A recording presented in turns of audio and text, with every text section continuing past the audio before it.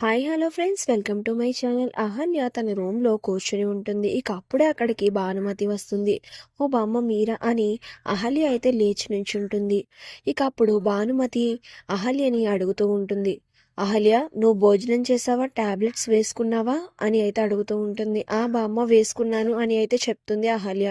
సరే, రోజు ఇలాగే టైంకి తిని టైంకి టాబ్లెట్స్ వేసుకోవాలి అని భానుమతి అయితే అహల్యకి చెప్తుంది.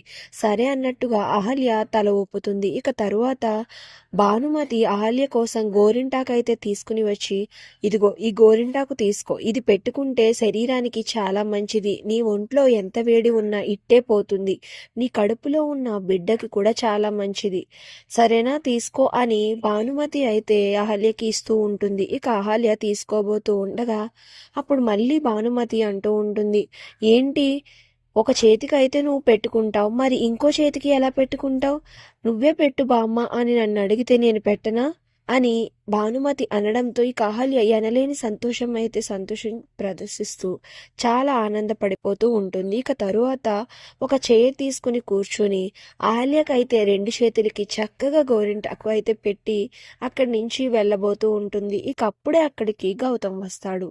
గౌతమ్ వాళ్ళ నానమ్మ అహల్యకి ప్రేమగా గోరింటాకు పెట్టడం చూసి చాలా సంతోషపడిపోతాడు. ఇక తరువాత గౌతమ్ అయితే అంటూ ఉంటాడు, అహల్య గారు మీరు ఇంకా భోజనం చెయ్యలేదట, రాజుగారు చెప్పారు, ఇంత లేట్ అయినా ఎందుకు తినలేదు అని అయితే అడుగుతూ ఉంటాడు.